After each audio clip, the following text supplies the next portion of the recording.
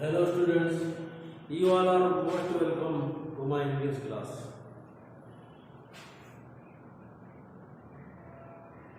Class 11 की book snapshot का lesson number 4 जिसके टाइटल है Albert Einstein school by Patrick Pringle. Characters हैं इसके।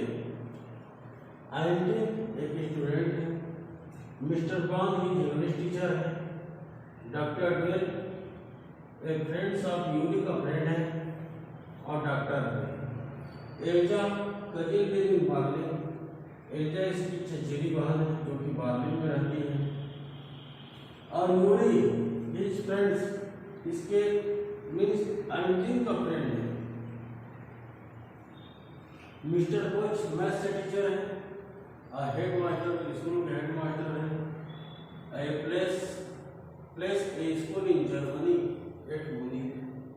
जर्मनी के मुनिक नामक स्थान का एक स्कूल है, वहाँ का यह पहला परिदृश्य है।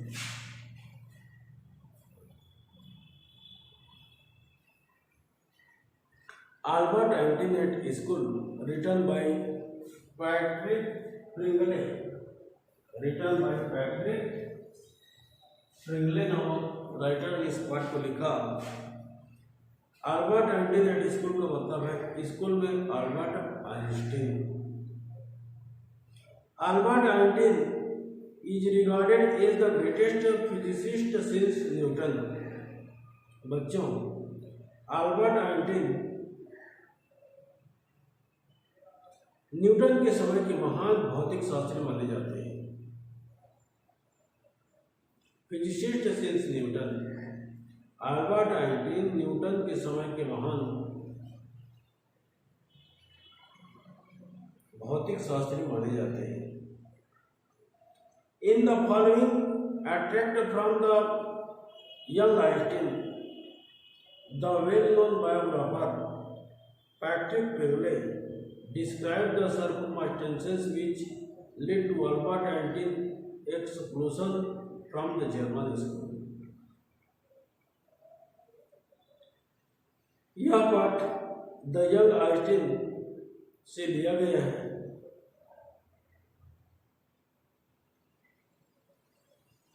जिसमें ज्यूनिक के लेखक पैट्रिक प्रिंगल ने उन परिस्थितियों का वर्णन किया है जिसके कारण अल्बर्ट आइंस्टीन को जर्मन स्कूल से निकलना पड़ता है। Exclusion from a German school, German school से इसे निकलना पड़ा। आइए बिगिनिंग सीन दिखाता हूँ। In what year Einstein art the history teacher did the Prussian defeat the French eight Waterloo. मतलब कौन से सन में, मतलब किस वर्ष में स्कूल के शिक्षक ने आइंस्टीन से प्रश्न पूछा और पूछते उसने कहा कि किस वर्ष में प्रूसियन ने फ्रांस को वाटरलू नामक युद्ध में हराया। इतिहास के शिक्षक जिनका नाम मिस्टर ब्राउन है, उन्होंने अल्बर्ट आइंस्टीन को प्रश्न करते हुए कहा कि कौन से सन में प्रूसियन के सैनिकों ने फ्रेंच को वाटरलू के युद्ध में हराया।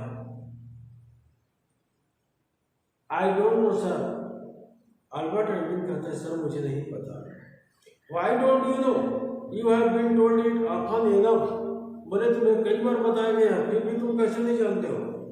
I must have forgotten. Einstein ने कहा कि मुझे याद नहीं, मैं भूल गया हूँ। Did you ever try to learn art Mister Brown? History के टीचर मिस्टर ब्राउन ने कहा क्या तुमने कभी याद रखने का भी प्रयास किया? No sir. Albert replied with his usual unthinking honesty. Albert बिना सोचे समझे सहज साधारण स्वभाव से ईमानदारी के साथ उत्तर देते हुए कहा कि नहीं सर। Why not? सर ने पूछा क्यों नहीं? I can not see any point in learning dates. Einstein कहता है कि तिथियों को याद करने में मुझे कोई बिंदु दिखाई नहीं देता। One can always look them up in a book, क्योंकि नहीं तो हमेशा बुक में भी देखा जा सकता है। Mister one was speechless for a few moment. Einstein के इस उत्तर से मिस्टर वान कुछ देर के लिए खामोश हो गए। यू अमेज मी आइंस्टीन, उसने कहा, आइंस्टीन तुमने मुझे अचंभे में डाल दिया है। He said at last, don't you realize that one can always look most things up in books? That's applied to all the fact you learn at school. उसने कहा, जो कुछ भी स्कूल में बताया जाता है क्या वो सब व्यर्थ है?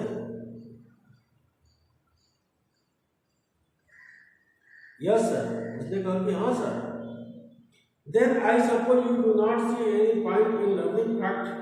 तो कहने का मतलब तथ्यों को याद रखने में कोई तुम्हें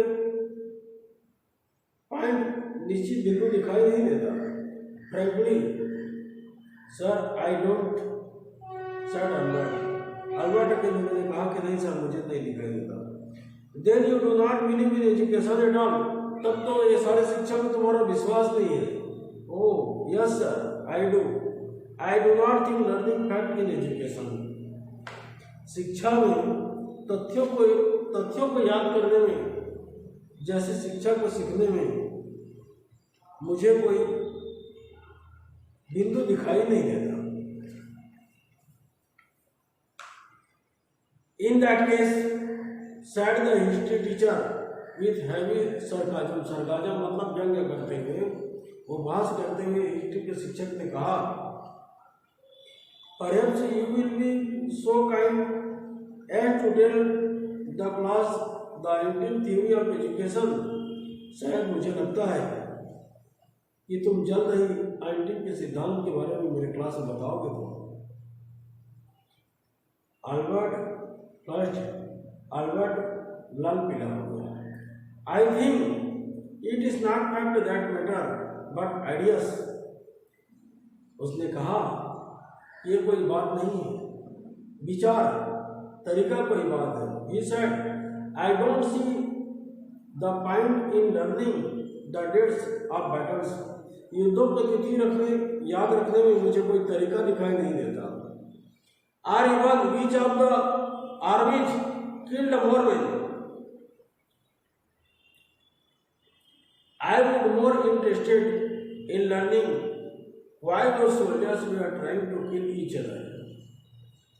मुझे उस तथ्य को याद रखने में कोई रुचि नहीं और न मैं उन्हें शिक्षा मानता हूँ जिसमें सैनिक दूसरे सैनिक को मारते हैं, बल्कि मेरी रुचि इस बात में कि एक देश के सैनिक दूसरे देश के सैनिकों को क्यों मारते हैं। इस तथ्य में, मतलब इस विचार में शिक्षा होनी चाहिए,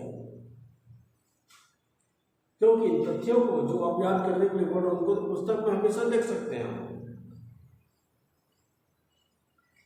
That's enough, Mr. Blanch's eyes were cold and approval.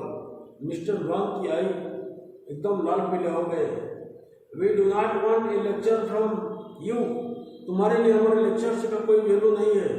You will stay in for extra period today. तुम्हें आज एक्स्ट्रा पीरियड के लिए रुकना पड़ेगा। Although I don't imagine it will do you much good. हालांकि मैं ये भी जानता हूँ कि तुम्हारे एक्स्ट्रा पीरियड रुकने का भी कोई फायदा नहीं होगा। I will not do any school any good. I will not do the school any good. Either you are a disgrace. I do not know why you continue to come. तुम्हारे school आने से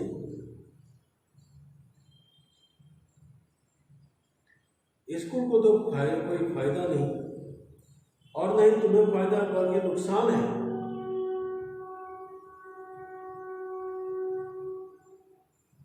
तुम school के लिए digress मतलब एक धब्बा हो, और जब तुम्हारा सीखने में इंटरेस्ट नहीं तो स्कूल आते क्यों हो? It's not my wish sir, Albert pointed out. Albert ने कहा कि मेरी भी स्कूल आने की इच्छा ही नहीं है सर। Then you are an ungrateful boy, तब तो तुम एक निर्धन बच्चे हो। And ought to be ashamed of yourself, तुम्हें अपने आप को शर्म आनी चाहिए। I suggest you ask your father to take you away, तुम अपने पिताजी से कहो कि तुम्हें आकर के ले जाएं।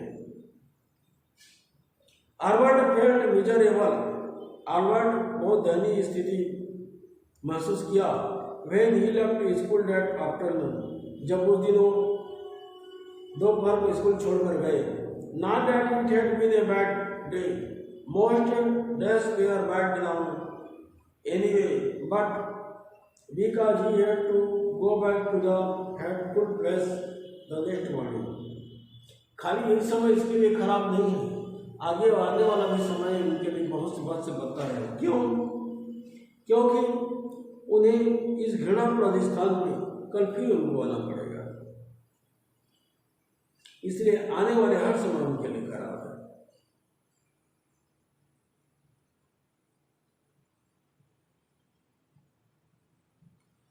He only wished his father would take him away, but there was no point in even asking. वो भी चाहते कि उसके पिताजी यहाँ से आकर के ले जाएं, लेकिन वो बताएंगे तो भी इसका कोई फायदा नहीं है। He knew what the answer would be. He would have to stay until he had taken his diploma. क्योंकि उसके पिताजी बोलेंगे कि डिप्लोमा पूरी होते तक तुम्हें वहाँ रहना पड़ेगा। Going back to his lodgings did not cheer him up. वो घर में गया तो बड़े उदास स्थिति में। His father had so little money to spare that Albert had been found a room in one of the poorest quarters of Munich. तो उसके पिताजी के इनकम के हिसाब से मुनिक में एकदम सस्ते क्वार्टर में इंटीरियर जगह रहते थे। He did not mind the bad food and the lack of comfort or even the dirt of escalator. हालांकि उस गंदे स्थान से, गंदे मोहल्ले से, गंदे लोगों से और उसे आराम न मिलने से, गरीब भोजन करने में कोई दुख नहीं है। But he hates the atmosphere of slum violence, बल्कि हिंसात्मक गंदगी से उन्हें नफरत है। His landlady beat her children regularly and every Saturday her husband came drunk and beat her.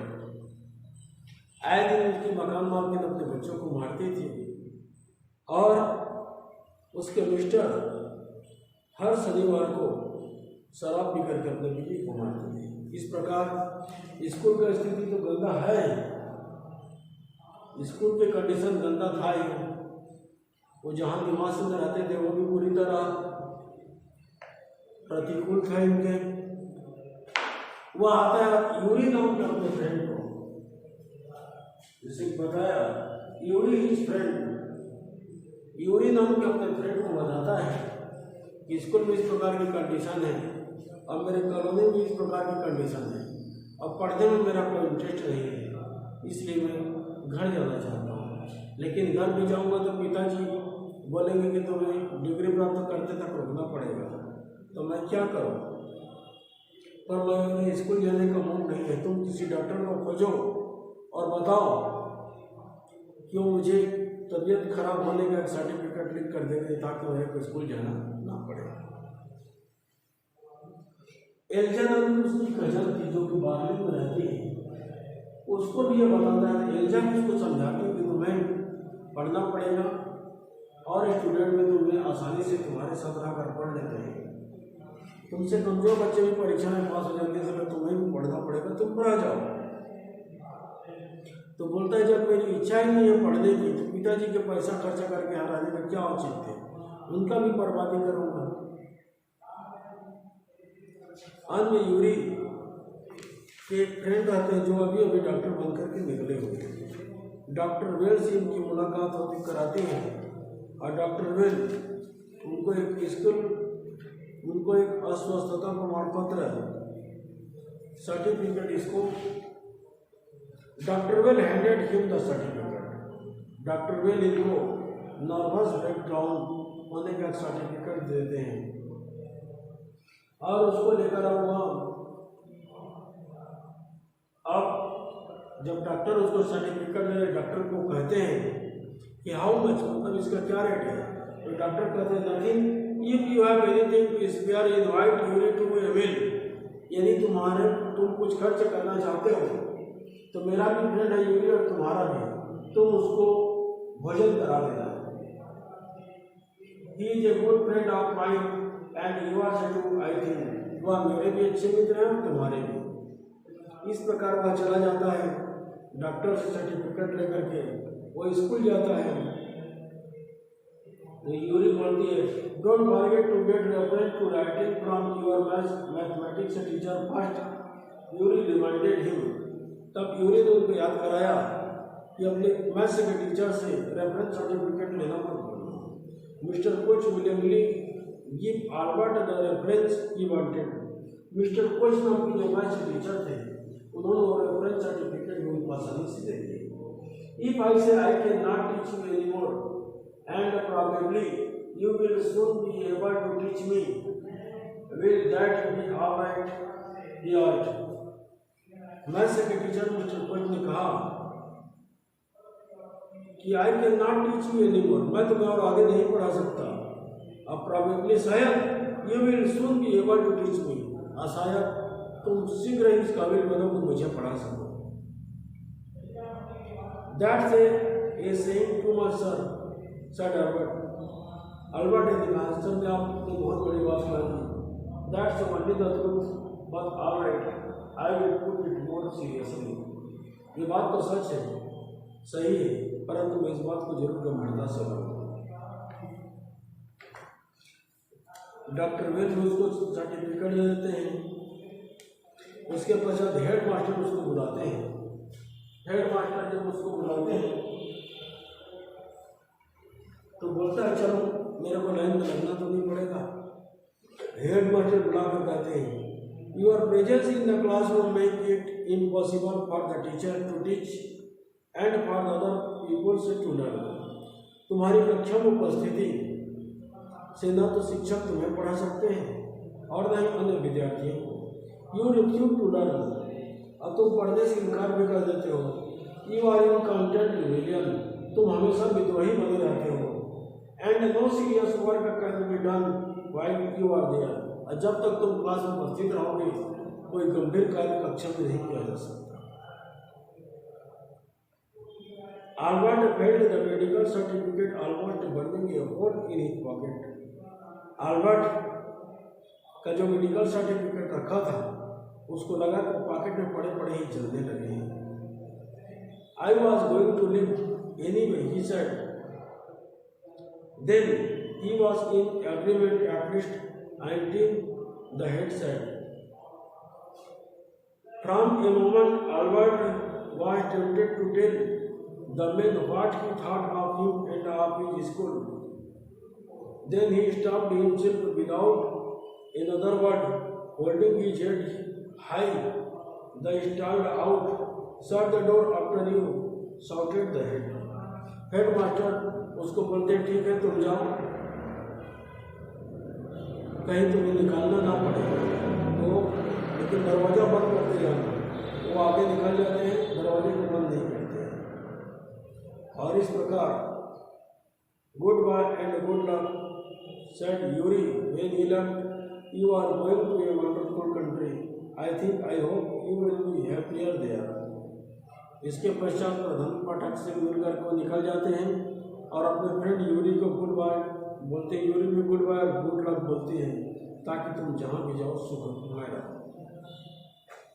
इस प्रकार आल्बर्ट आइंस्टीन नाम का बालक स्कूल स्ट्रीट के माहौल से घृणा करता है और वह फैक्ट तथ्यों पे नहीं बल्कि आइडियाज विचारों को प्रेफरेंस देता है।